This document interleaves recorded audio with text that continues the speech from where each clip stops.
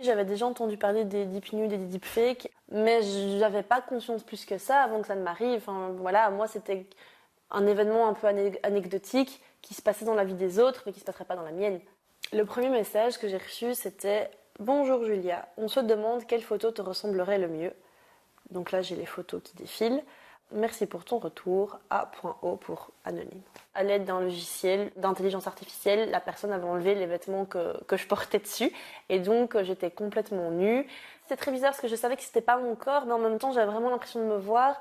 Donc, j'étais dans une espèce d'entre-deux très difficile à décrire. La photo privée a été directement puisée d'un de mes anciens comptes Instagram qui était privé.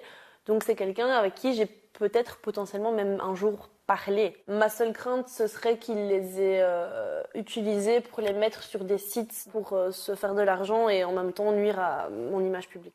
Creare e condividere deep nudes è illegale e punibile dalla legge belga. Du coup, j'ai été porter plainte le lendemain. La policière a écouté, elle a été très correcte. Je lui ai demandé effectivement s'il y avait des chances que je puisse être appelée en me disant tiens, on a trouvé. Elle m'a dit écoute, le parquet il est débordé, il y a très très très peu de chances.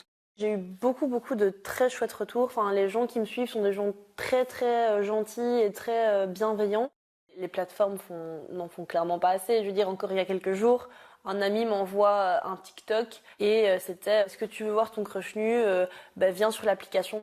Bon, ça se voyait que c'était une scam, mais en fait, je comprenais même pas comment, avec de tels intitulés, l'application puisse laisser les vidéos passer dans un filtre. Anche una recente direttiva dell'Unione Europea detta norme più severe sulla cyberviolenza. C'est très bien, mais c'est trop tard. Il fallait faire ça avant d'autoriser ces applications sur le territoire européen.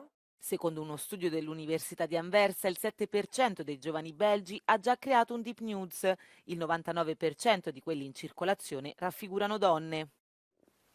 Je sais pas, réfléchissez, prenez conscience, lisez des livres sur le consentement, sur le féminisme, faites quelque chose, mais occupez-vous autrement qu'en dénudant des femmes qui n'ont rien demandé, quoi. Ou des jeunes hommes, parce que ça arrive aussi aux hommes. Par contre, en termes de message pour les victimes, c'est parler. Je sais que c'est plus facile à dire qu'à faire, mais parlez, n'ayez pas peur.